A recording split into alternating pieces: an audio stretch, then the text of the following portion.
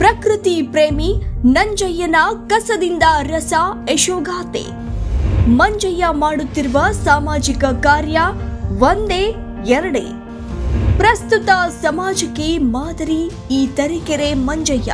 S, ಕಾಯಕವೇ ಕೈಲಾಸ ಎಂಬ ಬಸವಣ್ಣನವರ ವಾಣಿಯನ್ನ ನಾವೆಲ್ಲ ಕೇಳಿದ್ದೇವೆ. ಆದ್ರೆ ಇಲ್ಲೊಬ್ಬ ತಮ್ಮ ನಿವೃತ್ತಿ ಜೀವನದಲ್ಲೂ ಅದನ್ನ ಅಕ್ಷರಶಃ ಪಾಲಿಸುತ್ತಿದ್ದಾರೆ.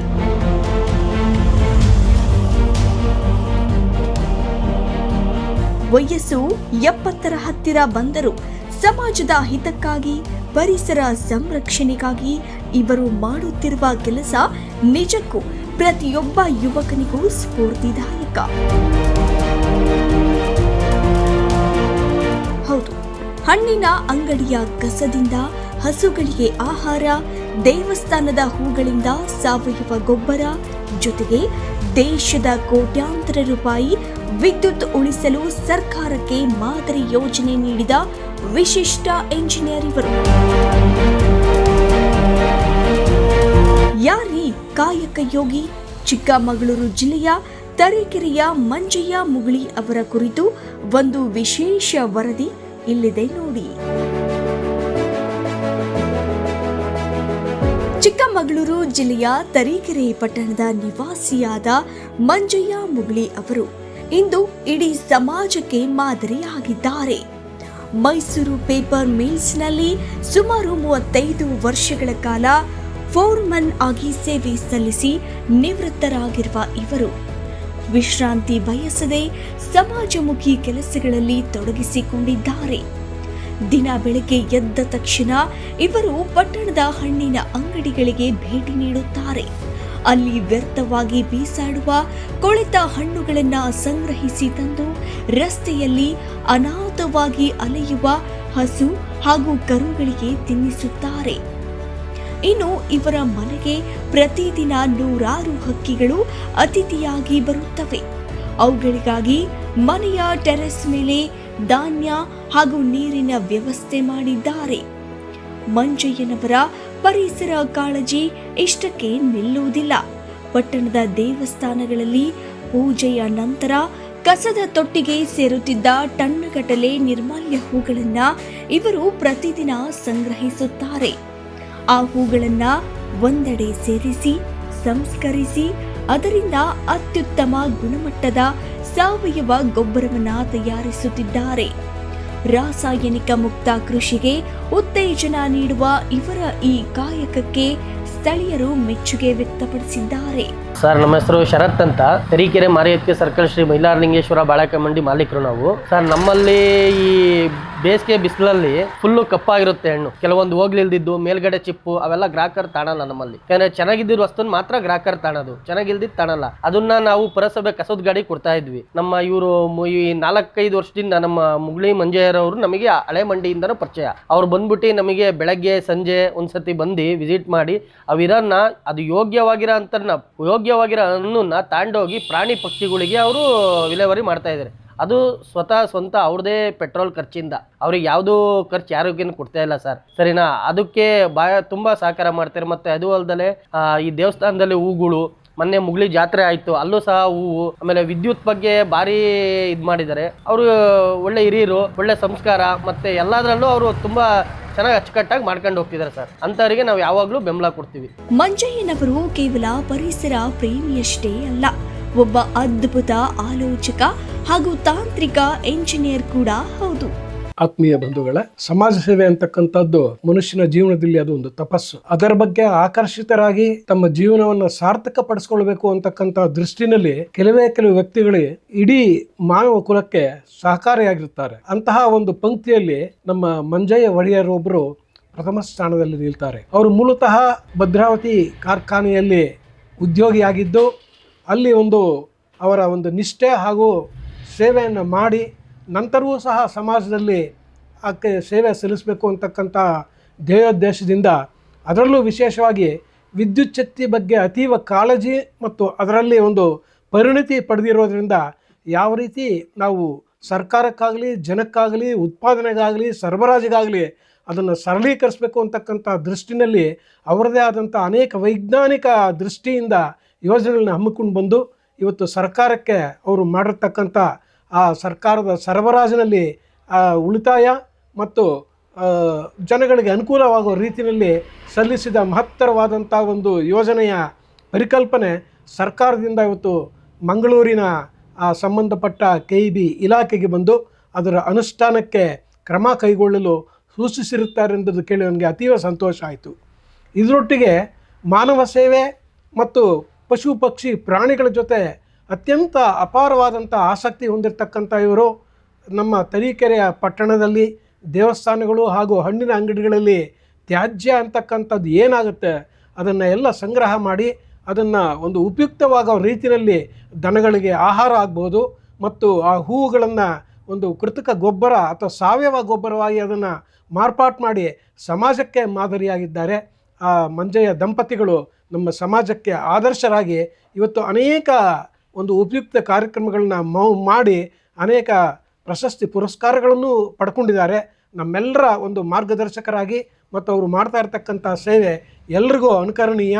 ಆದಷ್ಟು ಬೇಗ ಈ ಒಂದು ಸರ್ಕಾರಕ್ಕೆ ಸಲ್ಲಿಸಿರ್ತಕ್ಕಂತಹ ಯೋಜನೆ ಏನಿದೆ ಅದು ಅನುಷ್ಠಾನಕ್ಕೆ ಬಂದರೆ ಸರ್ಕಾರಕ್ಕೂ ಉಳಿತಾಯ ಆಗುತ್ತೆ, ಜನಗಳಿಗೂ ಒಂದು ಪ್ರಯೋಜನ ಆಗುತ್ತೆ ಅಂತಕ್ಕಂಥದ್ದನ್ನು ನಾನು ಅದರ ಬಗ್ಗೆ ಆಸಕ್ತಿ ಉಳ್ಳವನಾಗಿ ಅವರಿಗೆ ಶುಭ ಕೋರುತ್ತೇನೆ. ತಾವು ಕೆಲಸ ಮಾಡುವಾಗ ನಡೆಸಿದ ಅಧ್ಯಯನದ ಆಧಾರದ ಮೇಲೆ ಬೀದಿ ದೀಪಗಳಿಗೆ ಟೈಮರ್ ಅಳವಡಿಸಿರುವುದರಿಂದ ದೇಶದ ಕೋಟ್ಯಾಂತರ ರೂಪಾಯಿ ಹಾಗೂ ವಿದ್ಯುತ್ ಉಳಿಸಬಹುದು ಎಂಬ ಲೆಕ್ಕಾಚಾರದ ಚಾರ್ಟ್ ಸಿದ್ಧಪಡಿಸಿದ್ದಾರೆ. ನಮಸ್ತೆ, ನಾನು ಭರತಭಟ್ಟ ಅಂತೇಳಿ ಬನಶಂಕರಿ ದೇವಸ್ಥಾನದ ಅರ್ಚಕರು ತರೀಕೆರೆ. ನಮ್ಮ ಆತ್ಮೀಯರಾಗಿರ್ತಕ್ಕಂತಹ ಮಂಜಯ್ಯನವರು ತಮ್ಮ ಅನುಭವದ ಮತ್ತು ವಿಶ್ವಾಸದ ತಮ್ಮ ಕಾರ್ಯಕ್ಷಮತೆಯ ಮೂಲಕವಾಗಿ ರಾಷ್ಟ್ರೀಯ ಒಂದು ಜಾಗೃತಿಯ ಕಾರಣಕ್ಕಾಗಿ ಒಂದು ಸೇವಾ ಮನೋಭಾವದಲ್ಲಿ ವಿದ್ಯುತ್ ಕಂಬಗಳಿಗೆ ಟೈಮರ್ ಅಳವಡಿಸಿ ಅದರಿಂದ ಸಾಕಷ್ಟು ವಿದ್ಯುತ್ ಉಳಿತಾಯವಾಗೋದಷ್ಟೇ ಅಲ್ಲ, ಅದೇ ವಿದ್ಯುತ್ತನ್ನು ರಾಷ್ಟ್ರೀಯ ಕೈಂಕರ್ಯಕ್ಕೆ ಉಪಯೋಗಿಸಿಕೊಂಡ್ರೆ ದೇಶದ ಉನ್ನತಿಗೆ ಅನುಕೂಲವಾಗುತ್ತದೆ ಅನ್ನುವಂತಹ ಮಾರ್ಗದರ್ಶನವನ್ನು ಕೊಡೋದ್ರ ಮೂಲಕ ಸಾಕಷ್ಟು ಬರಹಗಳನ್ನು, ಸಾಕಷ್ಟು ಸುತ್ತೋಲೆಗಳನ್ನು, ಸಾಕಷ್ಟು ಪ್ರಯತ್ನಗಳನ್ನು ಮಾಡಿ ಈಗ ಅದು ನಮ್ಮ ಕೇಂದ್ರ ಕಚೇರಿಯವರೆಗೂ ತಲುಪಿದೆ ಅನ್ನುವಂತಹ ವಿಷಯ ಕೇಳಿ ತುಂಬ ಸಂತೋಷ ಆಯಿತು. ಅದು ಅನುಕೂಲವಾಗಿ ಕೇವಲ ಮೆಸ್ಕಾಂ ಮಾತ್ರ ಅಲ್ಲ, ಮೆಸ್ಕಾಂ, ಹೆಸ್ಕಾಂ, ಬೆಸ್ಕಾಂನಿಂದ ಮೊದಲುಗೊಂಡು ಇಡೀ ರಾಜ್ಯದಾದ್ಯಂತ ಸಾಧ್ಯವಾದರೆ ರಾಷ್ಟ್ರಾದ್ಯಂತ ಅದರ ಪ್ರಸರಣ ಆಗಲಿ ಎನ್ನುವಂಥದ್ದು ನನ್ನ ಕಳಕಳಿಯ ಮನವಿ. ಅದರ ಜೊತೆಗೆ ಅವರು ಹಣ್ಣಿನ ಅಂಗಡಿಗಳಲ್ಲಿ ಕೊಳೆತು ಹೋಗತಕ್ಕಂತಹ ಹಣ್ಣುಗಳನ್ನು ಸೂಕ್ತ ಸಮಯದಲ್ಲಿ ತಂದು ಜಾನುವಾರುಗಳಿಗೆ ನೀಡ್ತಾ ಇರುವಂಥದ್ದಾಗಿರ್ಬೋದು, ಅಥವಾ ಪ್ರತಿ ದೇವಾಲಯಗಳಿಂದ ಸಂಗ್ರಹಿಸಿದ ನಿರ್ಮಾಲ್ಯ ಅಂದರೆ ಪೂಜೆ ಮಾಡಿ ತೆಗೆದಂತಹ ಹೂಗಳನ್ನು ಸೂಕ್ತವಾದ ರೀತಿಯಲ್ಲಿ ವಿಲೇವಾರಿ ಮಾಡಿ ಅದನ್ನು ಗೊಬ್ಬರವಾಗಿ ಪರಿವರ್ತನೆ ಮಾಡ್ತಿರುವಂತಹದ್ದು. ಈ ರೀತಿಯ ಜೊತೆಗೆ ಪ್ರತಿ ಶಾಲೆಗಳಲ್ಲಿಯೂ ಹೋಗಿ ಒಂದು ಸಂಕಲ್ಪ ಸಿದ್ಧತೆ ಅನ್ನುವಂತಹ ರೀತಿಯಲ್ಲಿ ಸ್ವಚ್ಛತಾ ಅಭಿಯಾನಕ್ಕೆ ಕೆಲವು ಶಾಲೆಗಳಲ್ಲಿ ಅಧ್ಯಾಪಕರುಗಳಿಗೂ ಮತ್ತು ವಿದ್ಯಾರ್ಥಿಗಳಿಗೂ ಕೂಡ ಆ ಸಂಕಲ್ಪವನ್ನು ಮಾಡಿಸ್ಕೊಂಡು ಬರ್ತಾ ಇರತಕ್ಕಂಥದ್ದು.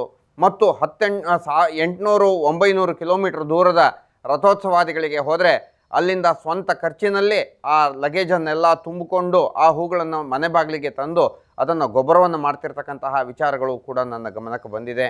ಇದೆಲ್ಲವೂ ಕೂಡ ಸಮಾಜಮುಖಿಯಾಗಿಯೂ ಮತ್ತು ಸಾಕಷ್ಟು ಪರಿಸರವನ್ನು ಉಳಿಸುವಂತಹ ದಿಕ್ಕಿನಲ್ಲಿಯೂ ಇದೆ. ಇದಕ್ಕೆ ಎಲ್ಲ ಸಾರ್ವಜನಿಕರ ಸಹಕಾರವೂ ಸಿಕ್ಕರೆ ಇದು ಇನ್ನಷ್ಟು ಉಜ್ವಲವಾಗುತ್ತದೆ ಅನ್ನುವಂಥದ್ದು ನನ್ನ ಮನೋಭಾವನೆ.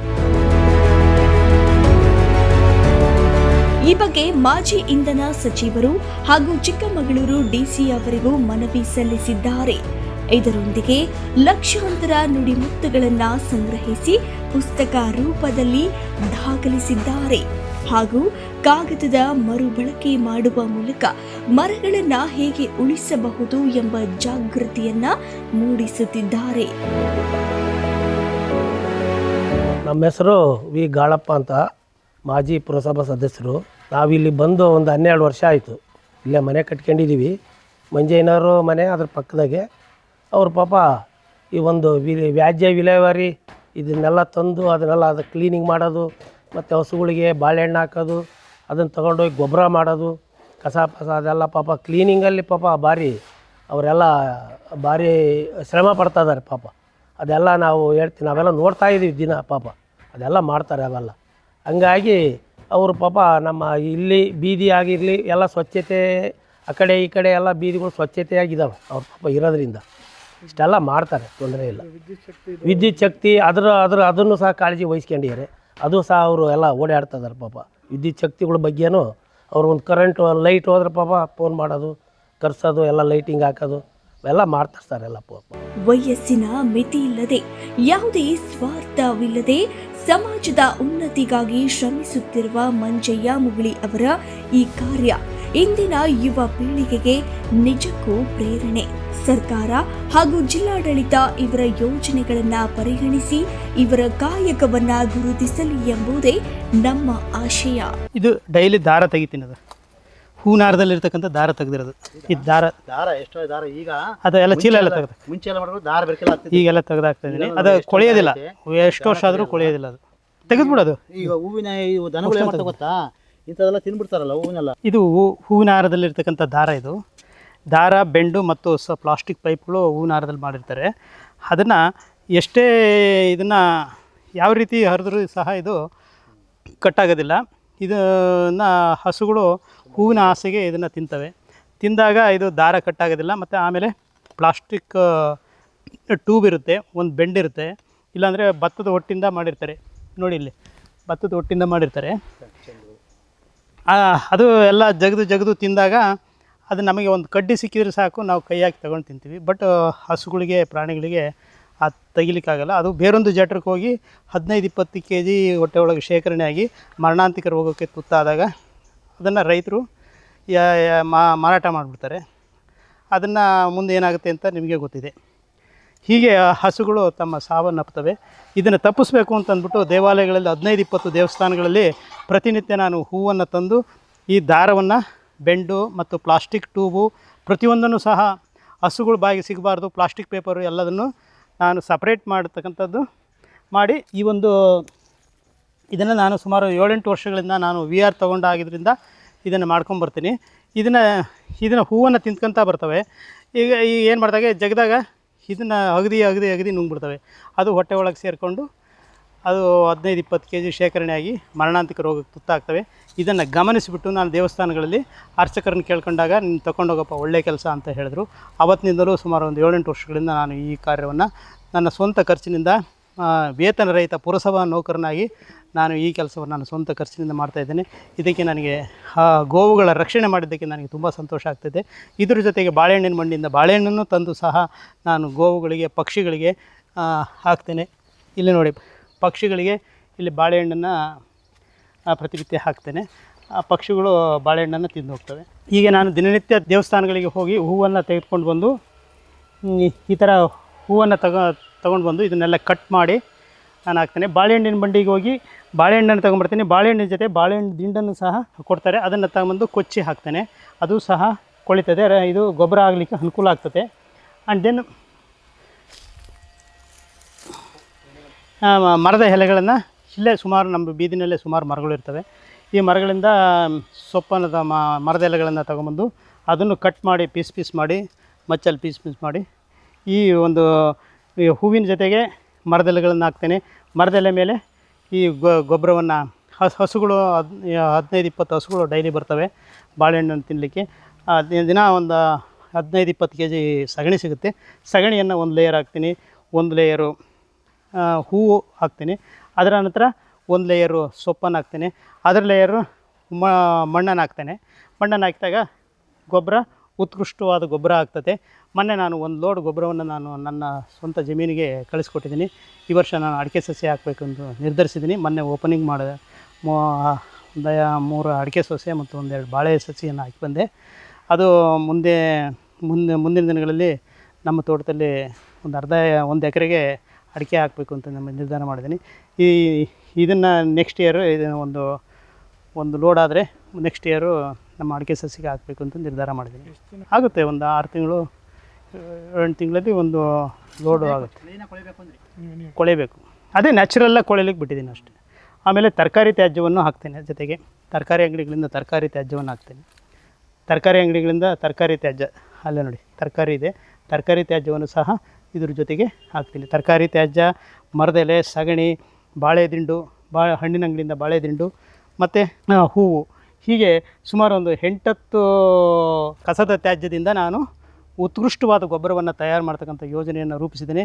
ಇದು ರಾಜ್ಯದಾದ್ಯಂತ ಈ ಒಂದು ಯೋಜನೆಯನ್ನು ರೈತರು ಅಳವಡಿಸ್ಕೊಂಡಿದ್ದೇ ಆದರೆ ಸರ್ಕಾರದವರು ಈ ಒಂದು ಯೋಜನೆಯನ್ನು ಅನುಷ್ಠಾನಕ್ಕೆ ತರಲು ಪ್ರಯತ್ನಿಸಿದ್ದೇ ಆದರೆ ರೈತರಿಗೆ ಉಚಿತವಾದ ಗೊಬ್ಬರವನ್ನು ಕೊಡ್ಬೋದು ಎಂಬತಕ್ಕಂಥದ್ದನ್ನು ಮುಂದೆ ನಾನು ಆಂದೋಲನವನ್ನು ಮಾಡಬೇಕು ಅಂತ ಬಯಸಿದ್ದೇನೆ.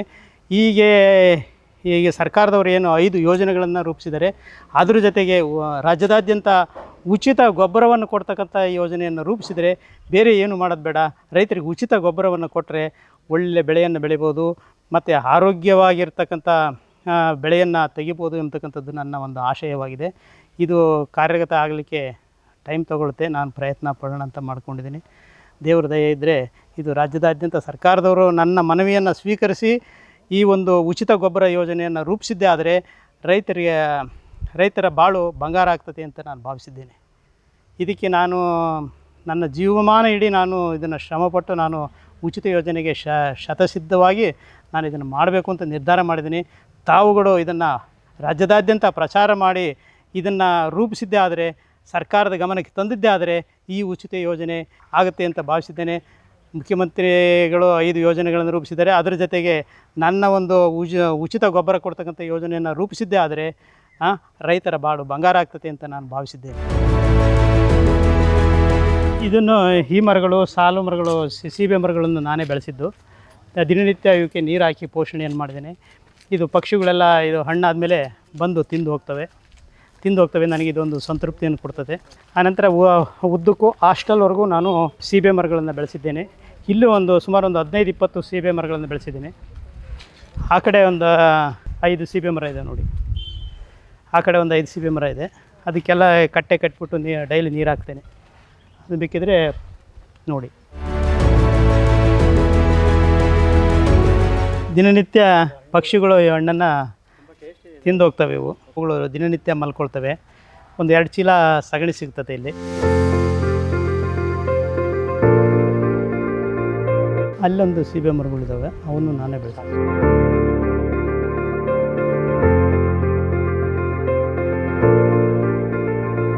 ಯಾವುದೇ ಒಂದು ಸಣ್ಣ ತ್ಯಾಜ್ಯಗಳು ಈ ಥರ ಡಬ್ಬಿಗಳು ಏನಾದರೂ ಯಾರಾದರೂ ಎಸ್ತಿದ್ರು ಅಂದರೆ ಅದನ್ನು ತೊಗೊಂಬಂದು ಈ ಥರ ಒಂದು ಇದಕ್ಕೆ ಹಾಕ್ತೀನಿ. ಈ ಥರ ಕ್ಯಾನ್ಗಳಿಗೆ ಹಾಕ್ಬಿಟ್ಟು ಎಲ್ಲ ಇದು ಮಾಡ್ತೀನಿ.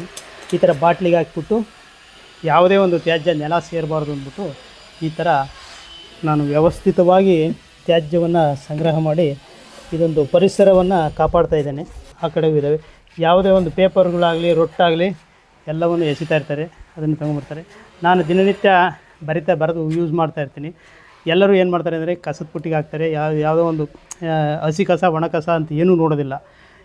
ಎಲ್ಲೆಲ್ಲಿ ಬೇಕೋ ಅಲ್ಲಿ ಎಸ್ಬಿಡ್ತಾರೆ. ಕ್ಯಾಪ್ ಆಗಲಿ, ಥ್ರೆಡ್ ಆಗಲಿ, ಒಂದು ಲೆಡ್ ಆಗಲಿ, ರಿಫಿಲ್ಲು ಎಲ್ಲವನ್ನು ಸಹ ನಾನು ಇದರಲ್ಲಿ ಸಂಗ್ರಹ ಮಾಡಿ ಇಟ್ಕೊಂಡಿದ್ದೀನಿ. ಇದು ತುಂಬಿದ ಮೇಲೆ ಇದನ್ನು ಪ್ಲಾಸ್ಟಿಕ್ಗೆ ಇವರಿಗೆ ಮಾರಿಬಿಟ್ಟು ಇದು ಮಾಡ್ತೀನಿ. ಇಲ್ಲದೆ ಹೋದರೆ ಇದು ತ್ಯಾಜ್ಯದ ಸೇರಿಕೊಂಡು ಭೂಮಿ ಸೇರಿಬಿಟ್ಟು ಪರಿಸರಕ್ಕೆ ಒಂದು ಇದಾಗುತ್ತೆ. ಅದಕ್ಕೋಸ್ಕರ ಇದೊಂದು ಉತ್ತಮವಾದ ಯೋಜನೆ ಅಂತ ಅಂದ್ಕೊಂಡಿದ್ದೀನಿ. ದೇವಸ್ಥಾನಗಳಿಂದ ಹೂವನ್ನು ತೊಗೊಂಬರ್ತೀನಲ್ಲ, ಅದರಲ್ಲಿ ಊದ್ಬತ್ತಿ ಕವರು, ಕರ್ಪೂರದ ಕವರು, ಬೆಂಡು, ದಾರ ಇಂಥವೆಲ್ಲ ಸಿಗ್ತವೆ. ಅದನ್ನೆಲ್ಲ ಸಪ್ರೇಟ್ ಮಾಡಿ ಇದನ್ನು ಕಸದ ಲಾರಿಗೆ ದಿನನಿತ್ಯ ಕೊಡ್ತೀನಿ. ದಿನ ಒಂದು ಇಷ್ಟು ಬ್ಯಾಗ್ ಆಗುತ್ತೆ. ಇದನ್ನು ಮೊದಲೆಲ್ಲ ದೇವಸ್ಥಾನಗಳಲ್ಲಿ ಇದನ್ನೆಲ್ಲ ಒಟ್ಟಿಗೆ ಹಾಕ್ತಾಯಿದ್ರು. ಇದು ಪರಿಸರ ಮಾಲಿನ್ಯಕ್ಕೆ ಮಾರಕವಾಗಿತ್ತು. ಅದನ್ನು ನಾನು ತರೀಕೆರೆಯಲ್ಲಿ ಇದನ್ನು ತಪ್ಪಿಸಿರೋದ್ರಿಂದ ಇಷ್ಟು ತ್ಯಾಜ್ಯ ವ್ಯವಸ್ಥಿತವಾಗಿ ಕಸದ ಲಾರಿಗೆ ಹೋಗ್ತಾಯಿದೆ. ಅದು ಪುರಸಭೆಯವರು ಸಹ ನನ್ನ ಕೆಲಸವನ್ನು ಪ್ರಶಂಸೆ ಮಾಡಿದ್ದಾರೆ. ಊದ್ಬತ್ತಿ ಕವರು, ಎಣ್ಣೆ ಕವರು, ಪಾಮ್ ಆಯಿಲ್ದು ಎಲ್ಲವೂ ಸಹ ತೆಗೆದುಹಾಕ್ಬಿಡ್ತೀನಿ. ಹೂವಿನ ಹಾರಗಳಲ್ಲಿ ಇರ್ತವೆ ಇವು. ಅವನ್ನೆಲ್ಲ ನಾನು ಇಂಥ ಒಂದು ಇದಕ್ಕೆ ಹಾಕ್ಬಿಡ್ತೀನಿ. ಹಾಕ್ಬಿಟ್ಟು ಇದು ತುಂಬಿದ ಮೇಲೆ ಒಂದು ಇದನ್ನು ಪ್ಲಾಸ್ಟಿಕ್ನವರಿಗೆ ಮಾರಾಟ ಮಾಡ್ತೀನಿ. ಇದು ಸಹ ಎಲ್ಲ ಯಾವುದೇ ಒಂದು ತ್ಯಾಜ್ಯ ಆಗಲಿ ಪ್ಲಾಸ್ಟಿಕ್ ಇದನ್ನು ನಾನು ಪರಿಸರ ಮಾಲಿನ್ಯ ಆಗೋದಕ್ಕೆ ರಕ್ಷಣೆ ಮಾಡ್ಕೊಂಡಿದ್ದೀನಿ. ಇದನ್ನು ಒಂದು ಕ್ಯಾನಿಗೆ ಹಾಕ್ಬಿಟ್ಟು ಎಲ್ಲ ತುಂಬಿಸಿ ಇಟ್ಕೊಂಡಿದ್ದೀನಿ. ಇದನ್ನು ಪ್ಲಾಸ್ಟಿಕ್ನವರಿಗೆ ಮಾರಾಟ ಮಾಡ್ತೇನೆ. ಪ್ರತಿಯೊಂದನ್ನು ಸಹ ನಾನು ನೋಡಿ ಕೋಲ್ಗೇಟಿಂದ ನಾನು ಎಲ್ಲೇ ಸಿಕ್ಕಲಿ, ನಾನು ದೇವಸ್ಥಾನಕ್ಕೆ ಹೋದಾಗ ಅಲ್ಲಿ ಇಲ್ಲಿ ಎಸ್ತಿರ್ತಾರೆ, ಅದನ್ನೆಲ್ಲ ಆರಿಸ್ಕೊಂಬಂದು ನಾನು ಕೋಲ್ಗೇಟ್ ಕವರೇ ಸಪ್ರೇಟು, ಪೆನ್ನ ಲೆಡ್ಡು, ರೀಫಿಲ್ಲು, ಪೆನ್ನು ಎಲ್ಲವೂ ಸಪ್ರೇಟು. ಇದನ್ನು ಯಾರೊಬ್ಬರು ಮಾಡಿಲ್ಲ, ಈ ಥರದ ಯೋಜನೆಯನ್ನು ಯಾರೂ ಮಾಡಿಲ್ಲ ಅಂತ ಅಂದ್ಕೊಂಡಿದ್ದೀನಿ. ಸಣ್ಣದು ಯಾವುದೇ ಒಂದು ಪೀಸ್ ಸಿಕ್ಕಲಿ ಇದನ್ನು ತೆಗೆದು ಸಂಗ್ರಹ ಮಾಡ್ತೇನೆ. ಈ ಥರ ಎಲ್ಲವನ್ನು ಸಹ ಇದು ಮಾಡಿದ್ದೀನಿ. ತುಂಬಿದ ಮೇಲೆ ಇದನ್ನೆಲ್ಲ ಪ್ಲಾಸ್ಟಿಕ್ನವ್ರಿಗೆ ಮಾರಾಟ ಮಾಡ್ತೇನೆ. ಇದೊಂದು ನಾನು ಉತ್ತಮ ಯೋಜನೆ ಅಂತ ಅಂದ್ಕೊಂಡಿದ್ದೀನಿ. ಬೇರೆಯವರು ಸಹ ನಗರದ ನಾಗರಿಕರು ಈ ಒಂದು ಯೋಜನೆಯನ್ನು ಒಂದು ಮನೇಲಿ ಈ ಥರ ಟಿನ್ಗಳಿರ್ತವೆ, ಟಿನ್ನೊಳಗೆ ಹಾಕೋ ಒಂದು ಪ್ರಯತ್ನವನ್ನು ಮಾಡಿದರೆ ತ್ಯಾಜ್ಯ ಭೂಮಿಯನ್ನು ಸೇರ್ತಕ್ಕಂಥದ್ದು ತಪ್ಪುತ್ತದೆ ಅಂತಕ್ಕಂಥದ್ದು ಭಾವಿಸಿದ್ದೀನಿ ನಾನು. ಈ ಒಂದು ಕ್ರಮಬದ್ಧವಾಗಿ ಯಾರೂ ಔಷಧಿ ಬಾಟ್ಲುಗಳು ನೋಡಿ, ಔಷಧಿ ಬಾಟ್ಲುಗಳು ಸಣ್ಣ ಸಣ್ಣ ಸಿರಪ್ಪು ಅವೆಲ್ಲ ತಂದಿರ್ತೀವಲ್ಲ, ಎಲ್ಲ ಕಸಕ್ಕೆ ಎಲ್ಲ ತ್ಯಾಜ್ಯಗಳ ಜೊತೆಗೆ ಒಟ್ಟೊಟ್ಟಿಗೆ ಹಾಕಿಬಿಡ್ತಾರೆ. ಇದನ್ನು ನಾನು ಸಪ್ರೇಟ್ ಮಾಡಿ ಭೂಮಿ ಸೇರಬಾರ್ದು ಅಂತಂದ್ಬಿಟ್ಟು ಈ ಒಂದು ವ್ಯವಸ್ಥೆಯನ್ನು ಮಾಡಿದ್ದೀನಿ. ಪ್ರತಿಯೊಂದು ಎಲ್ಲರಲ್ಲೂ ಈ ಥರ ಪ್ಲಾಸ್ಟಿಕ್ ತ್ಯಾಜ್ಯವನ್ನು ಸಂಗ್ರಹಿಸಿರ್ತೀವಿ. ಈ ಥರ ಹೂನಾರದಲ್ಲಿರ್ತಕ್ಕಂಥ ದಾರವನ್ನು ಗೋವುಗಳು ತಿಂತಾಯಿದ್ದು, ಅದನ್ನು ತಪ್ಪಿಸಿರ್ತಕ್ಕಂಥ ಒಂದು ಇದು ನನಗೆ ತೃಪ್ತಿ ತಂದಿದೆ. 3 ವರ್ಷ ಆದರೂ ಇದು ಕೊಳೆಯೋದಿಲ್ಲ. ಇದು ಗೋವುಗಳ ಹೊಟ್ಟೆಯಲ್ಲಿ ಸೇರಿಕೊಂಡು ಮರಣಾಂತಿಕ ರೋಗಕ್ಕೆ ತುತ್ತಾಗ್ತವೆ. ಇದನ್ನು ನಾನು ತಪ್ಪಿಸಿದ್ದೀನಿ ಅಂತಕ್ಕಂಥ ಒಂದು ಇದು ನನಗೆ ಆಶಾಭಾವನೆ, ಪ್ರಶಂಸೆ ಇದೆ. ಈ ಥರ ನಾನು ದೇವಸ್ಥಾನಗಳಿಂದ ತಂದಿರತಕ್ಕಂಥ ಹೂವಿನಿಂದ ಈ ಬೆಂಡುಗಳು, ಆಮೇಲೆ ಭತ್ತದ ಹೊಟ್ಟಿನ ಇವಿದೆ ನೋಡಿ, ಅಲ್ಲಿದೆ ನೋಡಿ, ಸಿಗಾಕ್ತೀನಿ. ಇವೆಲ್ಲ ದನಗಳು ತಿಂದ್ಬಿಟ್ಟು ಮರಣಾಂತಿಕ ರೋಗಕ್ಕೆ ತುತ್ತಾಗ್ತಾಯಿದ್ದು. ಈ ಪ್ಲಾಸ್ಟಿಕ್ಕನ್ನು ಸಹ, ಈ ಬೆಂಡಲ್ಲಿರ್ತಕ್ಕಂಥ ಪ್ಲಾಸ್ಟಿಕ್ಕನ್ನು ಸಹ ತಿಂದು ಮರಣಾಂತಿಕ ರೋಗಕ್ಕೆ ತುತ್ತಾಗ್ತಾಯಿತ್ತು. ಅದನ್ನು ತಪ್ಪಿಸಿರೋದಕ್ಕೆ ನನಗೊಂದು ಹೆಮ್ಮೆ ಅನ್ನಿಸ್ತಾ ಇದೆ. ಇದೇ ಥರ ನಾನು 4-5-6 ವರ್ಷಗಳಿಂದ ಈ ಥರ ಮಾಡ್ಕೊಳ್ತಾ ಇದ್ದೀನಿ. ತುಂಬಿದ ಮೇಲೆ ಅದನ್ನು ಕಸದ ಲಾರಿಗೆ ಕೊಡ್ತೇನೆ. ನಮಸ್ಕಾರ, ನಮ್ಮ ಹೆಸರು ಭೋಗಣ್ಣ ಅಂತ. ಮಂಜಯ್ಯನವರು ನಮ್ಮ ಸಂಬಂಧಿಕರೇ, ನಮ್ಮ ಅವರೇ. ಇವರು ಮಾಡಿದ ಕೆಲಸಗಳನ್ನು ನಾನು ಹೆಚ್ಚು ಕಮ್ಮಿ ನಾನು ಶಿಕ್ಷಕನಾಗೆ ಕೆಲಸ ಮಾಡ್ತೀನಿ, ಹುಣಸ್ಕಟ್ಟ ಶಾಲೆ ಹತ್ರ, ಮುದುಗುಂಡಿ ಹತ್ರ. ನಾನು 15 ವರ್ಷಗಳಿಂದಲೂ ಕೆಲಸ ಮಾಡೋದನ್ನು ನಾನು ನೋಡ್ತಾ ಇದ್ದೀನಿ. ಇವರು ಮೊದಲಿಂದಲೂ ನನಗೆ ಶಿಪಮಟ್ಟೆಗಳನ್ನು ತುಂಬ ಗುಡ್ಡೆ ಹಾಕ್ತಿದ್ರು. ವೇಸ್ಟ್ ಮಾಡಬಾರ್ದು, ಎಲ್ಲೂ ಬಿದ್ದನಂಥದ್ದು ನನಗೆ ಕೊಡ್ತಾಯಿದ್ರು. ನಾನೇ ಬಂದು ತಗೊಂಡೋಗ್ತಾ ಇದ್ದೆ. ಅದರಿಂದ ಎಷ್ಟೋ ಜನ ಸೇವ್ ಆಗಿ ಉಳಿದಿದೆ. ಮತ್ತು ಆಮೇಲೆ ಬರ್ತಾ ಇವರು ಏನು ಮಾಡಿದ್ರು ಗೊತ್ತಾ, ವಿದ್ಯುತ್ ಉಳಿತಾಯದ ಬಗ್ಗೆ ತುಂಬ ಶ್ರಮ ವಹಿಸಿದ್ರು. ಆ ಕೆಲವೊಂದು ಮಾಹಿತಿ ಬರೆದಿರೋದ ನಾನು ನೋಡಿದ್ದೀನಿ. ಆ ಬರೆದ್ರೆ ಕ್ಯಾಲ್ಕುಲೇಷನ್ ಮಾಡಿದಾರಲ್ಲ, ಯಾವ ಅಧಿಕಾರಿಗಳು ಕೂಡ ಆ ಥರ ಕ್ಯಾಲ್ಕುಲೇಷನ್ ಮಾಡಿಲ್ಲ. ಅಷ್ಟು ಕ್ಯಾಲ್ಕುಲೇಷನ್ ಮಾಡಿಬಿಟ್ಟು ಅದನ್ನು ಇವತ್ತು ವಿಧಾನಸೌಧ ಕಚೇರಿಗೆ ತಲುಪಿಸಿದ್ದಾರೆ. ಅದು ಇವತ್ತು ಮಂಗಳೂರು ಬಂದಿದೆ, ಅದು ಪ್ರೋಸೆಸ್ ಆಗಿದೆ ಅಂತ ತುಂಬ ಖುಷಿಪಟ್ಟರು. ಅದೇ ರೀತಿ ಕೂಡ ತ್ಯಾಜ್ಯದ ವಸ್ತುಗಳನ್ನು ಕೂಡ ಇವತ್ತು ಕೂಡ ಪ್ರತಿನಿತ್ಯ ಕೂಡ ಬೆಳಗಿಂದ ಸಾಯಂಕಾಲದವರೆಗೂ 1 ನಿಮಿಷ ಕೂರದಂಗೆ ತ್ಯಾಜ್ಯದ ವಸ್ತುಗಳನ್ನು ತಂದು ಆ ಗೊಬ್ಬರ ಮಾಡೋದನ್ನು ಕೂಡ ನಾವು ಪ್ರತಿನಿತ್ಯ ನೋಡ್ತಾ ಇದ್ದೀವಿ. ಈಗಾಗಲೇ 2 ಟ್ರ್ಯಾಕ್ಟರ್ಗಳನ್ನು ಈ ಸರಿ ಮೊನ್ನೆ ಕಳಿಸಿದರು. ಗೊಬ್ಬರ ಉತ್ಕೃಷ್ಟವಾಗಿ ಚೆನ್ನಾಗಿ ಬಂದಿದೆ. ಏಕೆಂದರೆ ಸಾವಯವ ಗೊಬ್ಬರ ಆಗಿರೋದ್ರಿಂದ ಅದರಲ್ಲಿ ಯಾವುದೇ ರೀತಿ ಕೆಮಿಕಲ್ಲು ಉತ್ಪನ್ನ ಆಗಿಲ್ಲ. ಅದೇ ರೀತಿ ಕೂಡ ಮತ್ತು ಅಂಗಡಿಗಳಲ್ಲಿ ಹೋಗ್ತಾ ಬಾಳೆಹಣ್ಣುಗಳಾಗೋದು, ಹೂಗಳಾಗೋದು ತಂದುಬಿಟ್ಟು ದನಗಳಿಗೆ ಪ್ರತಿನಿತ್ಯ 100 ದನಗಳು ಮನೆ ಮುಂದೆ ಬಂದು ನಿಲ್ತವೆ, ಸಾಯಂಕಾಲದವರೆಗೂ ನಿಲ್ತವೆ. ಅದಕ್ಕೆ ಪ್ರಾಣಿಗಳಿಗೆ ಆ ಬಾಳೆಗಳನ್ನು, ವೇಸ್ಟ್ ಬಾಳೆಹಣ್ಣುಗಳನ್ನು ಕೊಡೋದು, ಆಮೇಲೆ ಬಾಯಾರಿಕೆ ಆದಾಗ ನೀರನ್ನು ಇಡೋದು, ಸಾಮಾಜಿಕ ಸೇವೆಗಳನ್ನು ಮಾಡಿ ಇವತ್ತು ಹೆಸರುವಾಸಿಯಾಗಿದ್ದಾರೆ. ನಾನಾ ರೀತಿಯ ಸೌಲಭ್ಯಗಳು ಕೂಡ ಅವರಿಗೆ ಪ್ರಶಂಸೆಗಳು ಎಲ್ಲ ಇಲಾಖೆಗಳಿಂದಲೂ ಬಂದಿದ್ದಾವೆ. ರಾಜ್ಯೋತ್ಸವ ಪ್ರಶಸ್ತಿಗೆ ತುಂಬ ಶ್ರಮ ಪಡ್ತಾ ಇದ್ದಾರೆ. ಅದು ನಮ್ಮ ಸರ್ಕಾರ ಅವರನ್ನು ಮನಗಂಡು ಈ ಒಂದು ಪ್ರಶಸ್ತಿಯನ್ನು ಅವರಿಗೆ ಕರುಣಿಸಲಿ ಅಂತ ಕೇಳ್ಕೊಳ್ತಾ ಇದ್ದೀವಿ. ಇಂಥ ಕೆಲಸಗಳನ್ನು ಪ್ರತಿಯೊಬ್ಬರು ಮಾಡಿದರೂ ಕೂಡ ಸಾಧನೆ ಕೇರಿ ಒಬ್ಬೊಬ್ಬರು ಈ ಕೆಲಸ ಮಾಡಿದರೆ ಈ ನಗರ ಸ್ವಚ್ಛತೆ ಆಗೋದ್ರಲ್ಲಿ ಯಾವುದೇ ರೀತಿ ಸಂದೇಹವಿಲ್ಲ ಅಂತ ಹೇಳ್ತಾ ನಮ್ಮ ಈ ಒಂದು ಮೆಚ್ಚುಗೆಯನ್ನು ನಾನು ಶ್ಲಾಘಿಸ್ತೀನಿ.